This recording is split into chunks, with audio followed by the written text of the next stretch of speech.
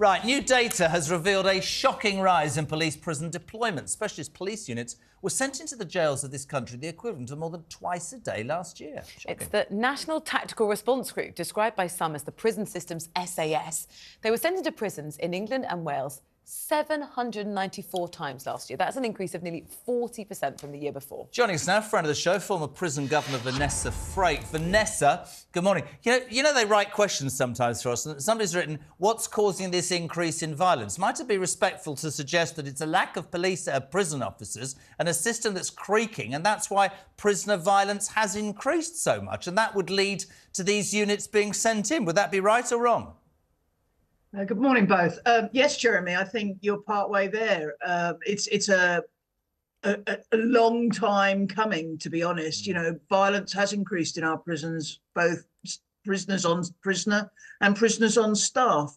And, you know, this is because of many things, but mainly shortages of staff, prisons that are crammed to the brim with prisoners. When you get a shortage of staff, the one thing that is affected is regime. And when prisoners are locked in their cell for long periods of time, they become bored. And that boredom overspills into violence in our prisons. Yeah, but Vanessa, sometimes in a really serious way. Last year, the prison riot squads, they're known as the tornado teams, they were deployed 13 times. Can you explain what type of situation would have developed in a prison for the prison to decide we need to call in the tornado team? Okay, there's a difference between the NTRG, the National Tactical Squad, and the tornado teams. The tornado teams are volunteers of prison officers at each individual prison who are highly trained to deal with things like sit-ins, to deal with things like disturbances, that sort of thing in their at prisons around their prison. So say maybe at Wormwood Scrubs in London, they cover Wandsworth, Brixton, and each prison has a tornado team.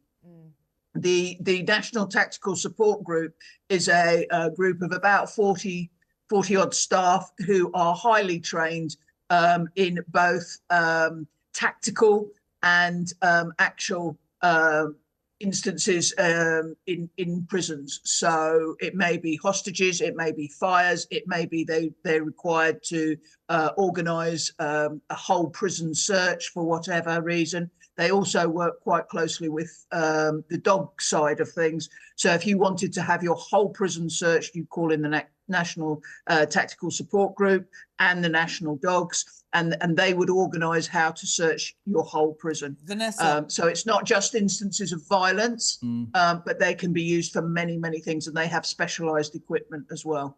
Vanessa, when you hear, and you've done it, you're no longer in it, but you've done it. When you hear people like you speak, you read the stuff, you see it on television, we haven't got enough prisons. The ones we've got are overcrowded, bursting at the seams. To me, it seems we put... I don't know. I hear so many people say we should build more prisons, should be stronger. I'm not surprised prison officers, men and women, don't want to do it anymore. Just explain to us, right? Because all I ever hear is it's the government. What do you think needs to be done? Because I'm old-fashioned. I thought going to prison, if you're in the nick, that's where you go and learn that, you know, you've committed a crime and you're supposed to rehabilitate, not hold people hostage, for God's sake. Yeah, I mean, the issue is, Jeremy, is that there's far too much politics in our prison system and our justice system on the whole.